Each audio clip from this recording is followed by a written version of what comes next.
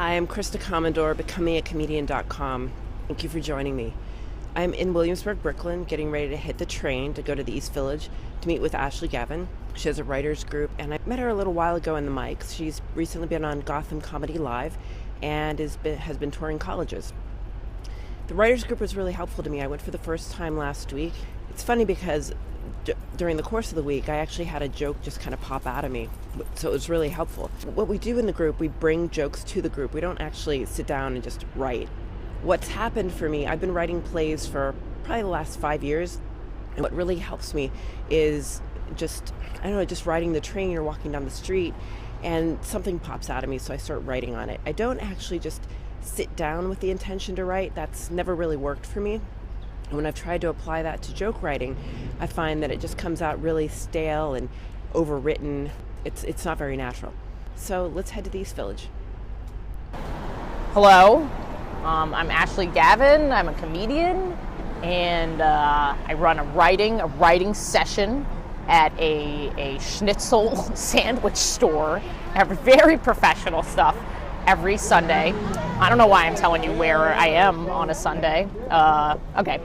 But yeah, we get about between 5 and 8 comics together, and we spend about 2.5 hours writing jokes, and we go in a circle.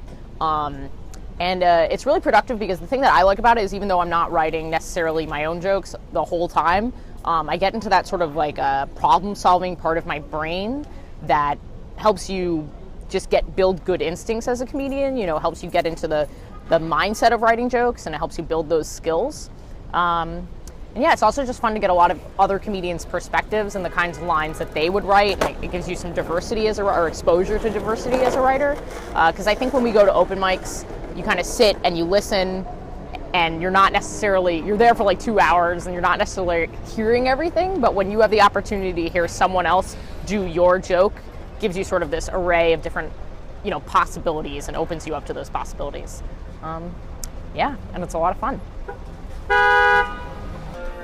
So maybe get the operative word at the end, like, Okay. Instead of, you have no idea how many vegans I've hugged this week, you can say, like, this week I've hugged so many vegans. Oh. I like that. Comedy. Vegans, gluten-free, and then, I get it, your father's dead. Oh, yes. Or something like that. Yes, yeah. I get it, your father's dead. Yeah. That's good. It's great. I'm like a dead dad to spice up a joke. That joke was too sweet anyway. As you might imagine, stand-up comedy can feel really isolating. After all, it's just you up there. So it's really helpful to have groups like this to connect with. And professional comedians have actually told me that these are where the opportunities will come from, other comics. They'll book you on your shows, they'll recommend you for spots. So it's really good to have a network. Another thing I really want to talk about are the different types of laughers. I would think, I walk in, and we talked about this in an episode too, walk into a room, you're doing your set, no one's laughing. And it can easily feel like you're a failure. But I actually met a woman the other day who said she's just not a laugher. She's not someone who responds that way. And it's good for me to know this because it reminds me that people have their own experiences when they go into a comedy club. Where, it's a subjective experience. I'm reacting to things that another person might not react to based on our experiences. So I wanted to have a couple words with India to share with you because I thought it might be helpful. Sometimes, most of the time for me, I don't ever laugh out loud. There's definitely times when it'll just, it's called laugh out loud funny, but tons of times when I'm just inwardly amused or enjoying things, and I just, I'm kind of chuckling to myself on the inside. You might not even hear it.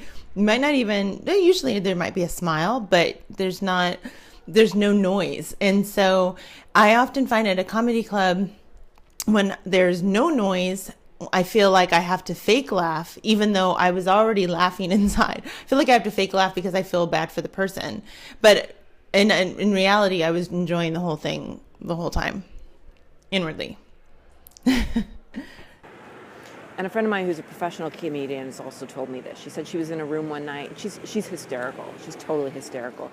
But she said there was one person in the room who was just staring at her, not laughing, not responding at all, just staring at her. And she thought, oh, what about this guy? He hates me. He's not having fun. But after the show, he actually came up to her and said, thank you so much. I really enjoyed your show. Can I have 3 of your DVDs? So it's good for me to know that I don't really know how different people experience comedy. I don't know how people are processing it or how it's working in them. So I can learn to let go a little bit. And I think for me it's just important to just have fun when I'm up there and to give it as a gift to people. Thank you so much for joining me today, and I look forward to seeing you next Friday for another episode of Becoming a Comedian. Have a great night.